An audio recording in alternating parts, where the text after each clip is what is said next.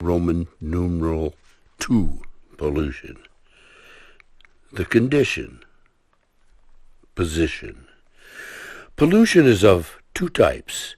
One sort results from an excess of some fairly ordinary substance, smoke or solid waste, that cannot be absorbed or transmuted rapidly enough to offset its introduction into the environment, thus causing changes the great cycle is not prepared for.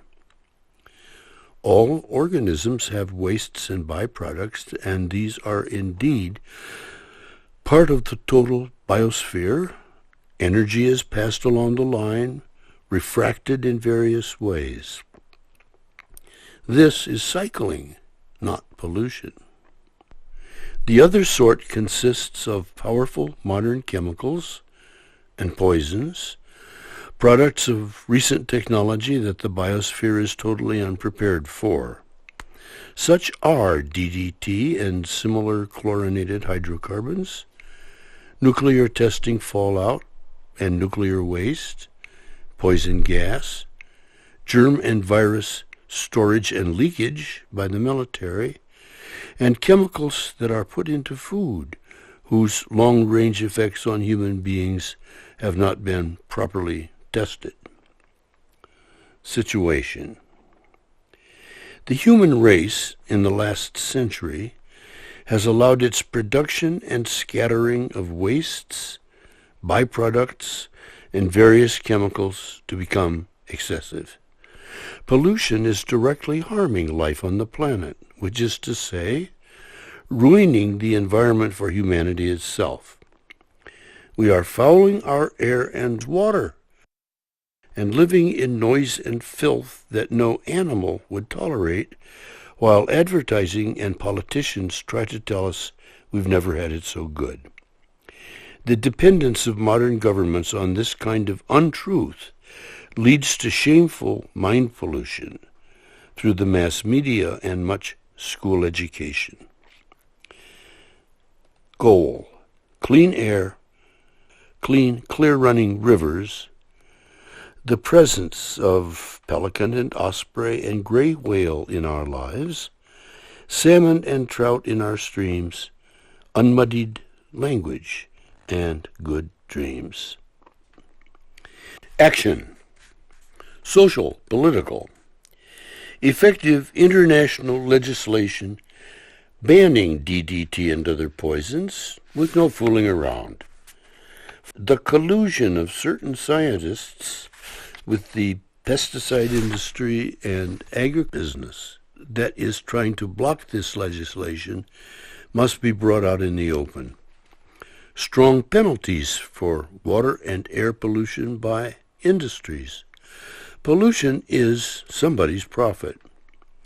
Phase out the internal combustion engine and fossil fuel use in general.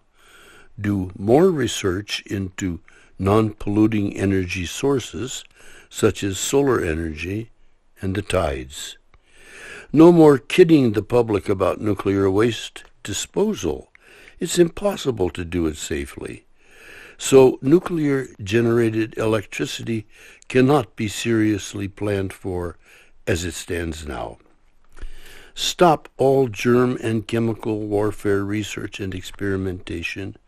Work toward a safe disposal of the present stupid and staggering stockpiles of H-bombs, cobalt gunk, germ and poison tanks and cans. Provide incentives against the wasteful use of paper and so on, which adds to the solid waste of cities. Develop methods of recycling solid urban wastes. Recycling should be the basic principle between all waste disposal thinking. Thus, all bottles should be reusable, old cans should make more cans, old newspapers should go back into newsprint again. Establish stronger controls and conduct more research on chemicals in foods. A shift toward a more varied and sensitive type of agriculture, more small-scale and subsistence farming would eliminate much of the call for the blanket use of pesticides. The community, DDT and such, don't use them. Air pollution, use fewer cars. Cars pollute the air, and one or two people riding lonely in a huge car is an insult to intelligence and to the earth. Share rides. Legalize hitchhiking. Have hitchhiker waiting stations along the highways. Also, a step toward the new world. Walk more. Look for the best routes through beautiful countryside for long-distance walking trips. San Francisco to Los Angeles down the Coast Range, for example. Learn how to use your own manure as fertilizer if you're in the country, as people in the Far East have done for centuries. There is a way, and it is safe. Solid waste. Boycott bulky, wasteful Sunday papers, which use up trees. It's all just advertising anyway, which is artificially inducing more energy consumption. Refuse bags at the store and bring your own. Organize park and street cleanup festivals.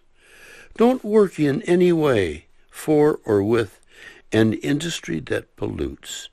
Don't be drafted into the military. Don't waste. A monk and an old master were once walking in the mountains. They noticed a little hut upstream. The monk said, "A wise hermit must live there." The master said, "That's no wise hermit. You see that lettuce leaf floating down the stream? He's a waster." Just then an old man came running down the hill with his beard flying and caught the floating lettuce leaf. Carry your own jug in the winery and have it filled from the barrel. Our own heads.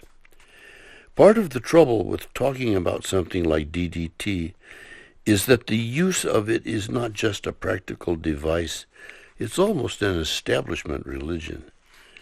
There is something in Western culture that wants to wipe out creepy crawlies totally and feels repugnance for toadstools and snakes.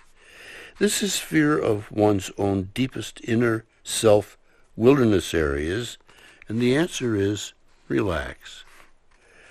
Relax around bugs, snakes, and your own hairy dreams. Again, we all should share our crops with a certain percentage of bug life as a way of paying our dues. Thoreau says, quote, "How then can the harvest fail? Shall I not rejoice also at the abundance of the weeds, whose seeds are the granary of the birds? It matters little comparatively whether the fields fill the farmer's barns. The true husbandman will cease from anxiety, as the squirrels manifest no concern whether the woods will bear chestnuts this year or not, and finish his labor with every day, relinquishing all claim to the produce of his fields, and sacrificing in his mind not only his first fruits, but his last fruits also." End of the Thoreau quote. In the realm of thought, inner experience, consciousness, as in the outward realm of interconnection, there is a difference between balanced cycle and the excess that cannot be handled. When the balance is right, the mind recycles from highest illuminations to the muddy, blinding anger or grabbiness that sometimes seizes us all. That is the alchemical transmutation.